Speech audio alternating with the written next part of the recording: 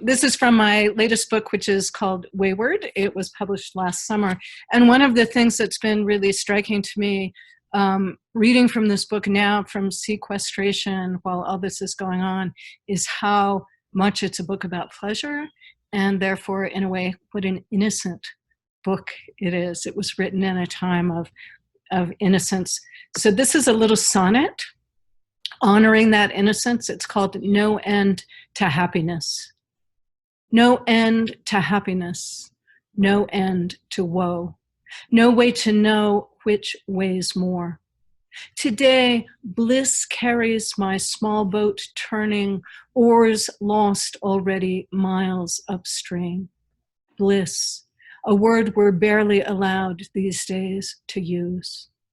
Now the boat spins, sky flashes blue through leaves where a pewrol lifts its song, pure gold on the ear. The air, a faint trembling. Downstream, could be anywhere.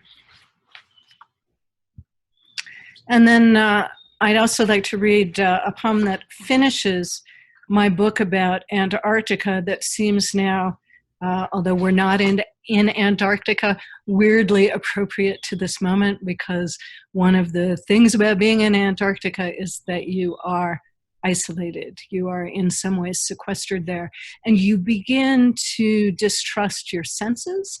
And there are good reasons for that, aside from being isolated, because the landscape is constantly working to fool you.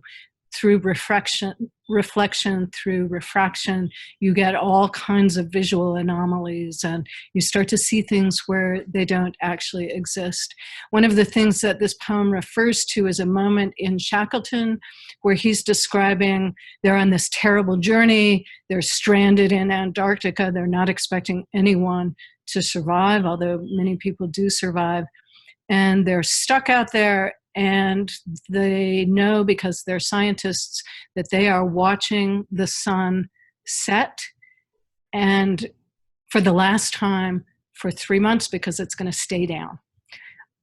But it doesn't stay down. And the reason for that is that the reflection and refraction on the water and the ice keeps throwing the image of the sun, which is set, back up into the air. So this poem refers to that. It's called Rumors of Topography.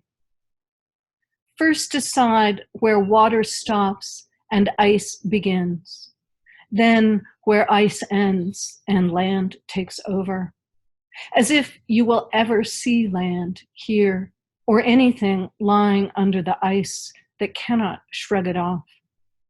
Try beginning from the other end to discern exactly the line between sky and cloud, cloud and mountain. Nobody's settled anything yet.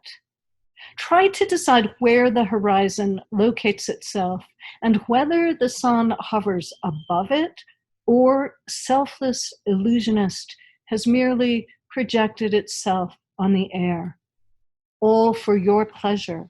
That show of light, the moment darkness descends and threatens not to lift. For months also, for your pleasure, the question, where darkness ends and you begin.